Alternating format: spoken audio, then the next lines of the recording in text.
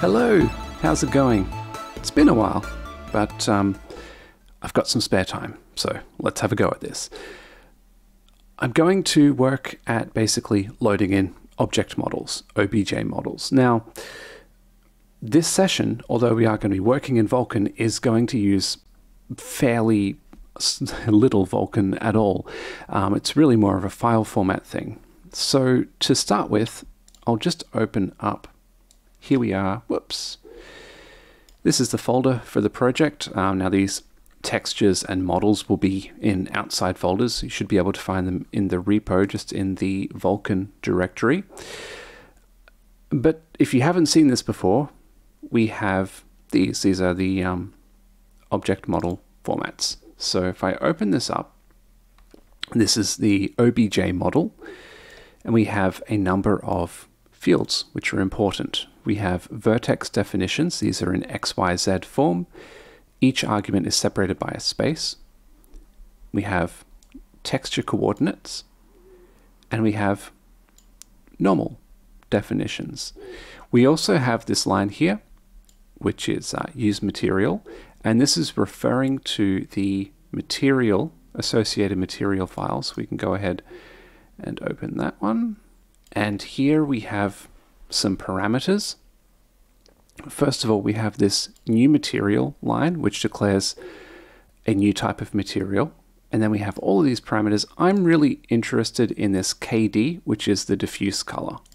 So we have ambient color, diffuse color, specular color, some other parameters, but I'm really interested in that. Now, the reason that I'm interested in that is I've been downloading some Obj models off the internet, and not all of them come with textures. This skull model does. These other ones don't really. So I might also be interested in the ambient color, diffuse color. Anyway, so enough about that. I'll bring those files up again later. But for now, the most important thing to note is that I want to be able to take a line, a string, and split it into its individual components based around a certain delimiter. For instance, a space, or down here I might need slashes. So no problem. For our first step, let's open up the config file and define a split function.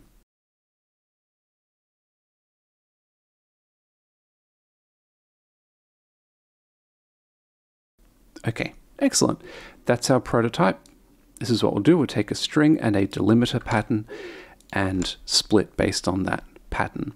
So now we can just go ahead and create a new item where we will go ahead and define this function.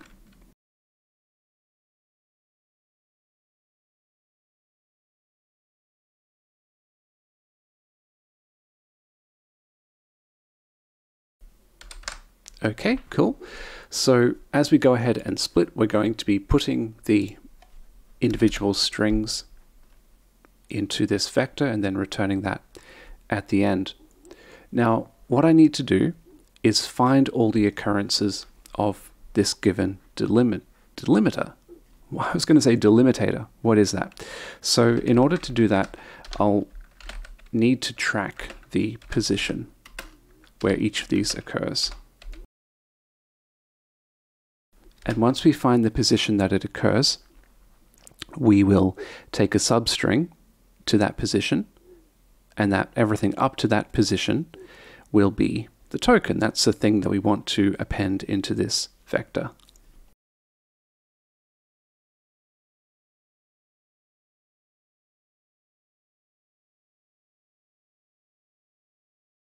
Okay, so what this loop is going to do is repeatedly search for the first instance of the beginning of this delimiter in the line, and when it reaches the end of the string, that's what this flag is checking. So this will be everywhere where it occurs. So the first thing we'll do is take out the substring up to that point,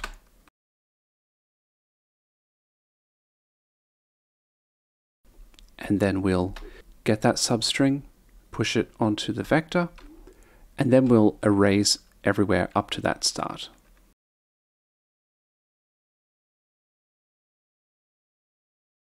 Okay, now there's one last bit. This will take everything, append everything up to the beginning of the delimiter, but just in case there's extra stuff, what we can do is go,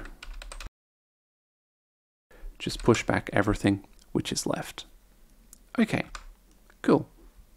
So it's worth just taking a little step back because it's been a minute since I worked on this code. So I'll just go back to the engine.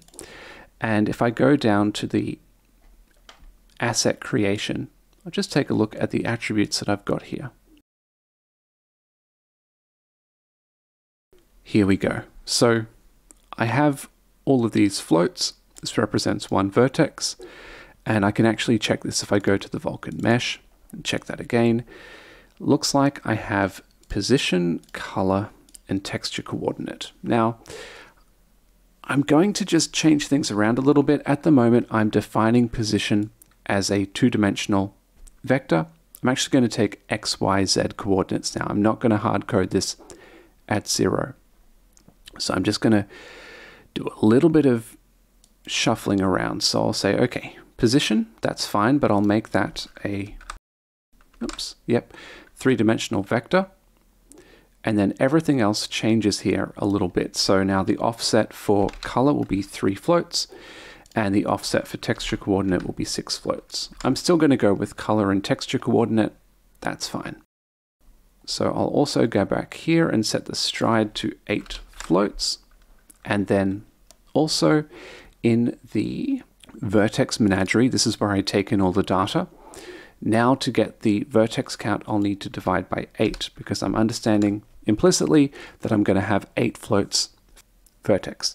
Now, just to make sure this is fine, fingers crossed that's fine, but what we can do is just go back to the engine and append in just an extra float to set a Z coordinate of 0.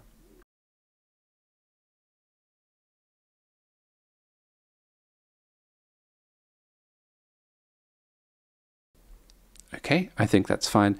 We'll also need to modify our shaders. So we'll go to the shaders folder, open up the vertex shader, and we'll say, okay, we are getting in, just blanked out there for a second. Vertex position is a vec3, and we'll take off that extra Z equals 0 there. Then we'll just go ahead and compile. I think that ran fine. Just give that a go. Oh, okay. I may have, just give me 1 second. May have spoken too soon on this. Or I'll say I got ahead of myself. So if you like watching live debugging, here's the situation. I put in these new textures, but I got rid of all the old textures, and then I went and ran this. No problem, we can just go and put the old textures back in. There we go. Excellent. And everything is working just the same as before. It's good to run these little checks every now and then. Okay, so happy to move on now. So I'm going to make a class which will handle object meshes. Just keep things nice and clean, close all of this off, and this will be in the VK mesh folder. So we'll just go add.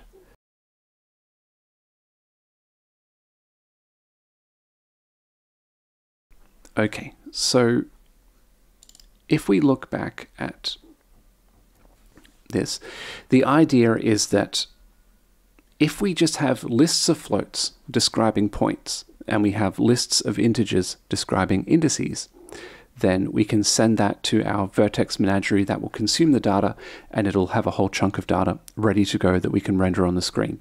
And it doesn't matter whether we hard code this data or load it from a file. So that's all we're doing, is just loading data from a file, and then we can use it in exactly the same way. So we'll go over to the object mesh, and I'll just look at some of the routines that we have.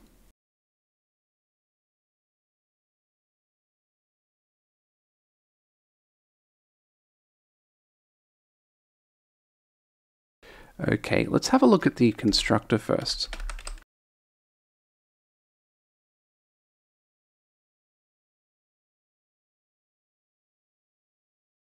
So in order to create or in order to load from a model, I'll need to know where the OBJ file and the material file is. I might optionally want to put in a transform to apply to all the vertices. For instance, if my modeling program is just giving me something that's too big, or it needs to be oriented by spinning it around and things. So not quite sure how would I explain this. Let's bring this up and have a look at this model file again. Look at the ground. So what I want to do when I see a line like this with the V's is I want to load in like a vector of V's and just put a point in there, possibly transform it. So in order to do that, I'll have a vector just called V. And while we're at it, let's also remember the normals and the vertex, like the texture coordinates. Okay, but then remember the goal is to have all of the set of floats. So we'll also have a vector of floats, which I'll call vertices, and we'll need the indices as well. So we'll need a vector of integers. Now, in order to keep track of my integers, I need some way to check when a point has been added before. If I look at this face definition, and if I were to split this according to space, then a face, a corner of a face, is described as a combination of a V, a VT, and a VN. If I see the same numbers here, then I'm essentially talking about the same point, so I can reuse something from my indices. So what I'm going to do is I'm going to set up an unordered map, sort of like a dictionary in Python. It's like a hash map, where my keys are strings and my values are integers for the corresponding index. So the first time I see this point, and I haven't seen it before, so I'll just make a note of it, and I'll also remember that when I see this string, that's talking about index 0, for instance.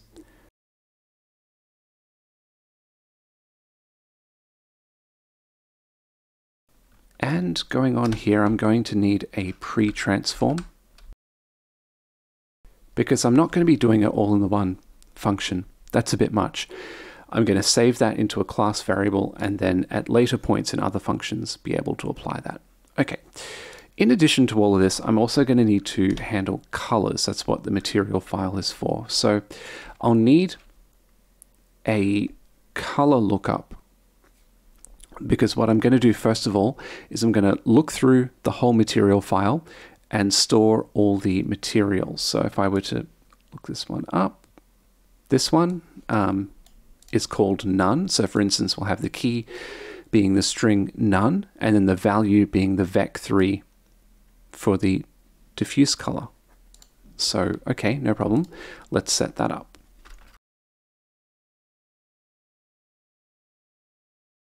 But then the way this works, this object file, is it's sort of procedural.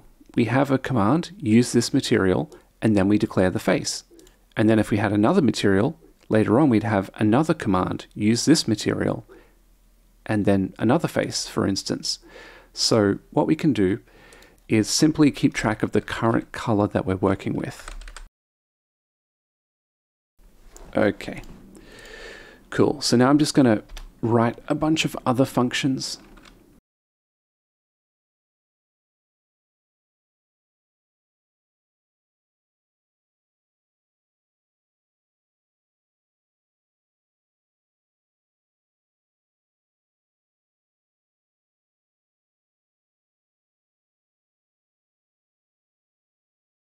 There we go. Okay, so the way this corresponds to the file is basically when we see the word V, we'll take all that set of words, throw that into this function, and that will create a new vertex in the V vector.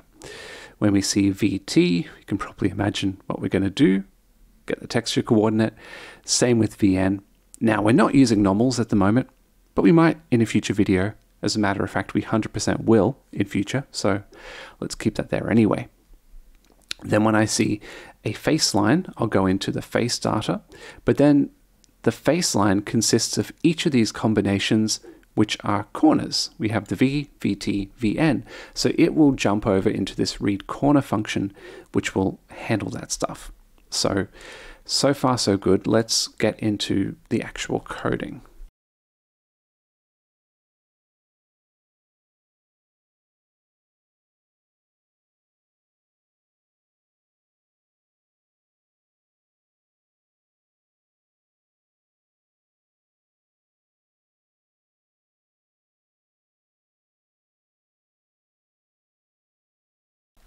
Okay, so let's start this off, beginning to end. So the first thing we'll do is save the pre-transform matrix. And then we'll start opening things. So we'll have an input file stream, and we will load up the material file first. And then what we'll be doing is grabbing some stuff off there. So we'll have the line that we're reading. And then when we read that, we want to remember the material name that we're getting from that line.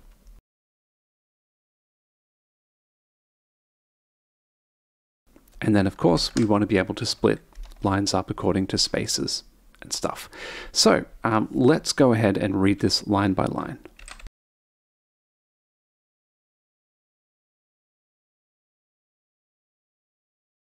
So we split according to line, and then there are two bits that I'm really interested in. One is this new material line, and then the other is this KD line. And I always know that a KD is going to come after a new material, so I don't need to check things. I can just, it's fine. I'm happy with that.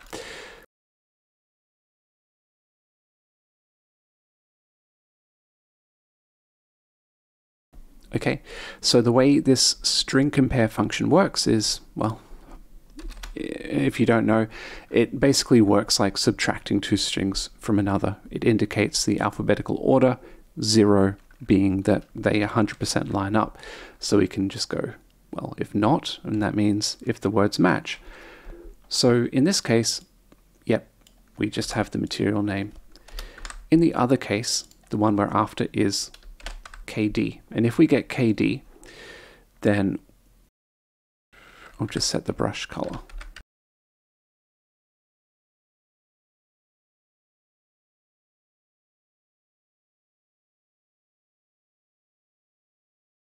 So I'm just getting all the other bits of that line, turning them into floats, saving that vec3. Well, it's useless right now, but I'm just reusing that variable. So then we'll insert that in our color lookup. I think I called it colors actually. Yep. There we go. So we just insert that key value pair. All right. So with that done, we've looked through the material file. We've saved all the materials we needed to. We can then close the file and open up the object file.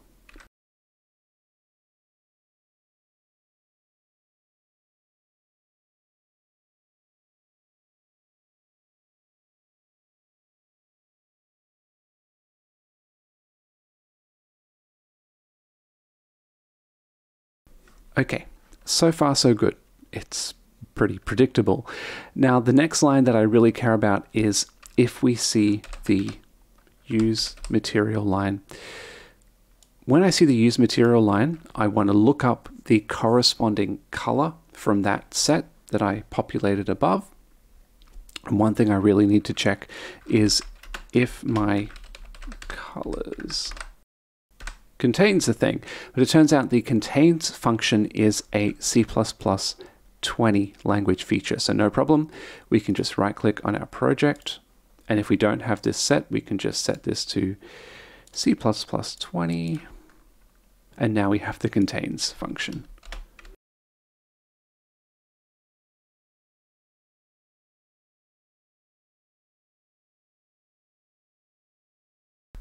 And if we didn't find it, we'll just work with a white brush, no problem. Okay, now the last bit is finally if we have a face definition. Okay, so when we get to that point, we can close our file.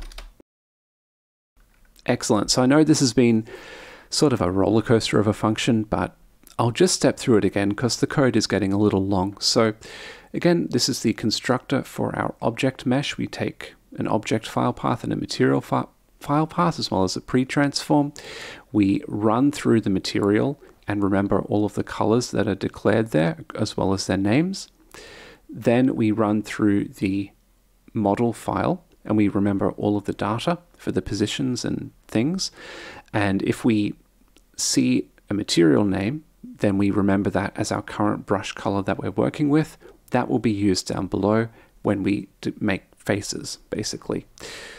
All right, so let's get on with the vertex function.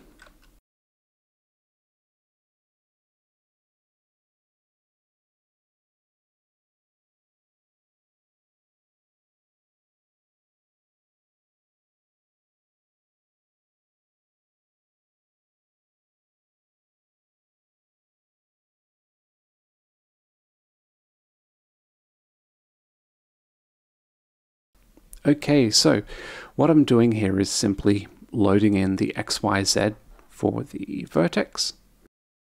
For instance, these points here. And I'm appending a 1 on the end so that when I apply my pre-transform, translation will be applied as well. But then I cast that back to a vec3, ignoring the W component, and yeah, send it through. Something very similar will be happening with the normal data. The only difference being that we'll have a component of 0. And I'll send it there. Alrighty. Now, as for the texture coordinate, we'll simply create a vec2, apply no transformation, and send that to the VT. Okay, great. So that's how we handle simple data. Now, the face will be a little bit different. I think I've gone through this many times, but it's always fun to go through it. So for the face, these are actually just declared as points, sort of like an edge table. What I'm going to do is take the first 3 points, make a triangle out of that, take the first point and the next 2 points after that, and make a second triangle, and that'll get me there.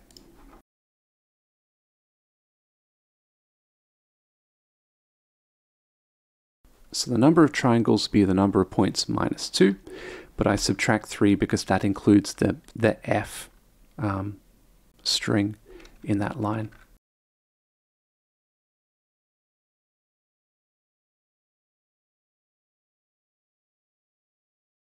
So the first point will stay fixed, and then the next 2 points will just imagine them traveling along the list as we get the next triangle and the next triangle after that, and so on. So there we have it. Now for the read corner, it's going to get a little funky. The first thing I want to do is I've got this, so when this is run, this read corner function will take a string which looks a little bit like this. It'll have 3 numbers separated by slashes, and that'll be a string. So I first of all want to check if that is in my history.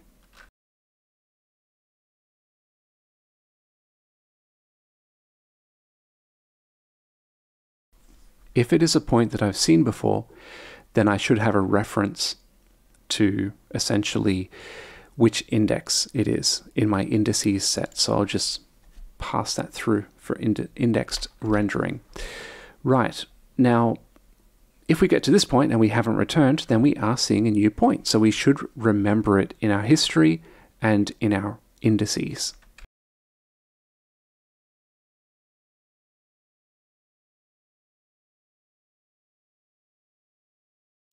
So I'm just remembering in my history, every time you see this description, it is talking about this index number here. Okay, and then I will push that onto my indices. Okay, having done that, I'll then go ahead and split the line based around the slash.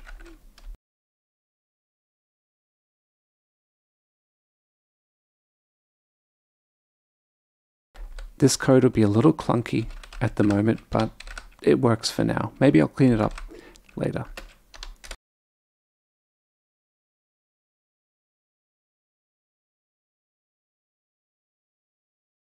So I'm converting this to long just in case my model has a lot of points. I was getting some issues. And I'm subtracting 1 because in the OBJ model format, these things are 1 indexed, but in real life, in programming, they should be 0 indexed. Then I'll just go ahead and send all the components to my big set.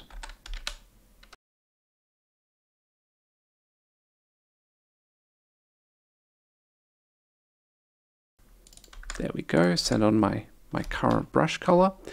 Now I have the texture coordinate, and here's the thing, not every model will have texture coordinates. So for instance, if I open up this, which one? Yeah, the girl one. Okay, so if I look at the girl model, it's really big first of all, but then if I go down, I see this is just V's. And then VN, there's no VTs. And if I go down to the face, I have the vertex, they're normal, but no texture coordinate. So I need to have some sort of check.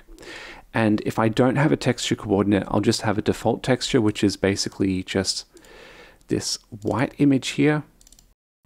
There we go, no problem. And I'll just have a texture coordinate of 0.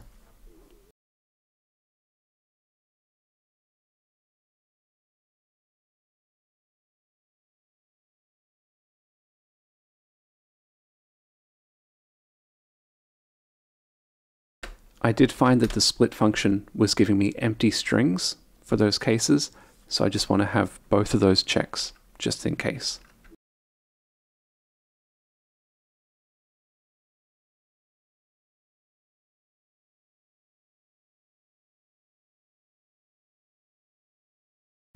Okay, so at this point, barring any major disasters, the files should now be completely loaded in memory. And we should have a vertices vector, which has the same sort of data as this one has. And we should have an indices vector, which has the same sort of data as this one. Okay, so at this point, I'm going to go back and redefine my objects. So if I go to the config header, I have these mesh type constants. I'm going to set these to the ground object. And I've got that girl model and the skull. I don't know, I realized recently that every time I load models, I tend to load like girl models or anime girl models. I don't know. Aren't girls just nice to look at? Is that just me? Is this my creeper moment? I don't know. But I see them a lot in video games, and that's the excuse that I'll use. So let's continue. So I'll go to the scene and going to neaten this up a little bit. So see that I have a vector of positions for each of these. Wouldn't it be better if we could automate this a little bit? And actually we can by just making, again, an unordered map, where the key is the type of mesh, and then the value will be a vector of positions. There we go. Okay. So we can then go into the constructor and get rid of all of this.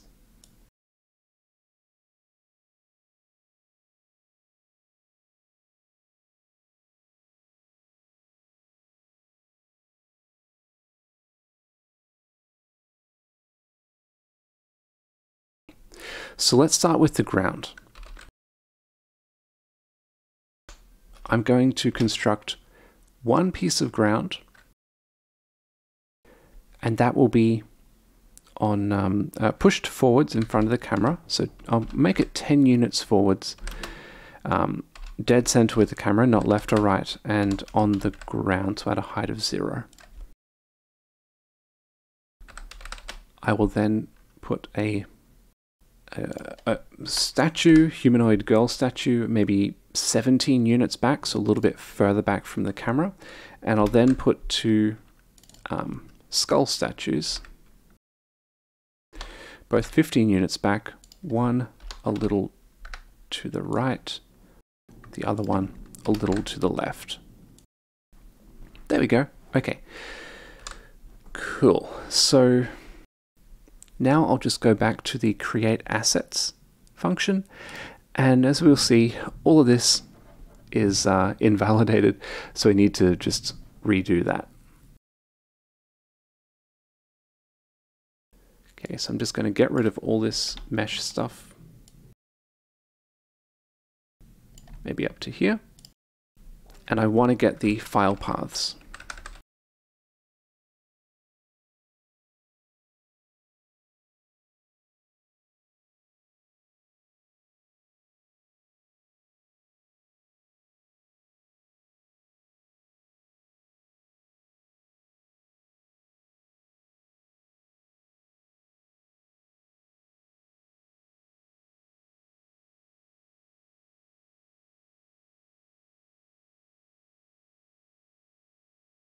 Now I could use auto at this point. I don't like using auto. Hides too many details.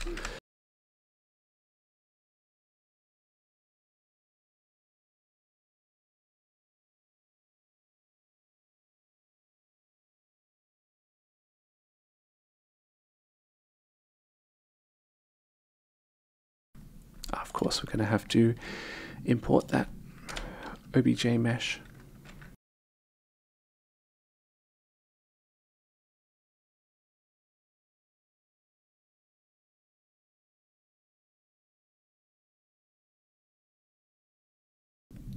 Okay, so we retrieve the two file names and just pass in the identity matrix, and then we'll tell the vertex menagerie to consume all of that.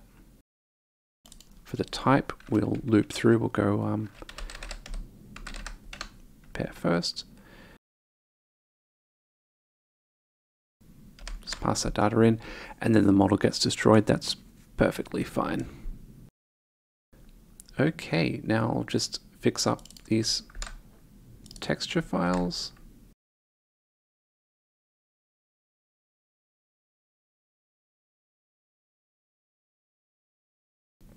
And I think the rest of that should be fine.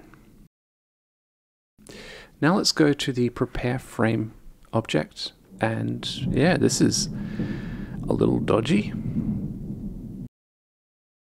So we will find that the code actually cleans up quite a lot, because the scene now has basically a hash map which includes the types of things that we're sending in, if that makes sense. So it'll go a little bit like this.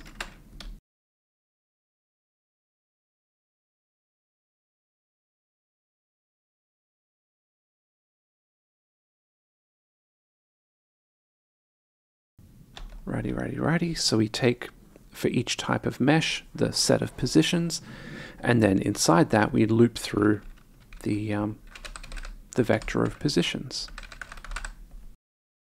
There we go. We can get rid of the rest of this. Cool. So that will send over all of the positions. Then we can go down to record draw commands. And we have some issues here as well. But we can fix this up again with a loop.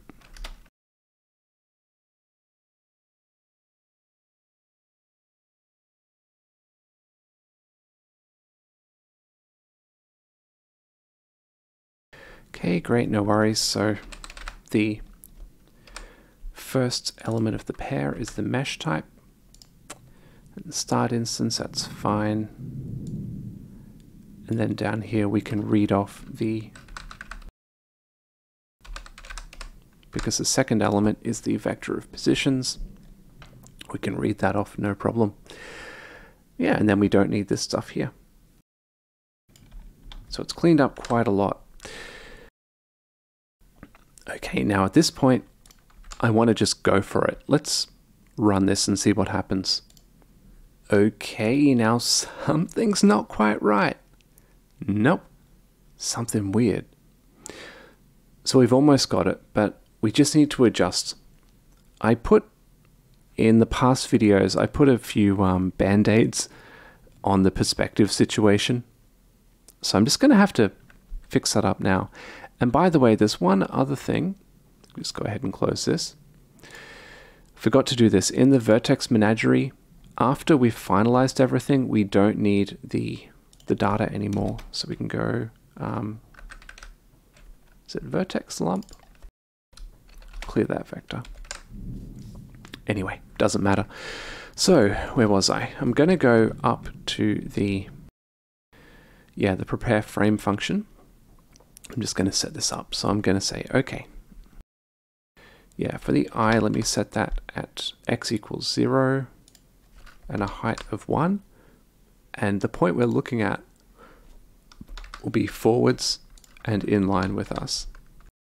Our up vector, we're going to set z equals 1. And then we'll make the look at. I think the rest of this is fine, but just so we're not clipping off the edge of that ground, I'll set the far distance to 100. Why not? Okay, now there's something else which will help. If we go to the config file, I'm just going to set this up so that GLM is adjusted properly for Vulkan's depth convention. Okay, so that should be taking it fine. If we were to run this right now, it still wouldn't work. A little bit funky. And what we need to do is basically go to the pipeline initialization and then set the front face. And this actually needs to be counterclockwise. Okay, so hopefully that should be okay. We'll give it a go. And there we go, there we have it. Okay, so yeah, looks nice. Now you will notice that the models are very flat, and in fact this girl model, we just can't see anything at all. Very mysterious, but what I'm going to be doing in the next video is incorporating that normal data that I loaded in and ignored. Anyway, so I hope you had fun. Like I said, today wasn't so much of a Vulkan session, but we did use Vulkan. Anyway, have a great one, as always, and I'll see you again soon. Happy Easter, by the way. All right, see ya. Bye.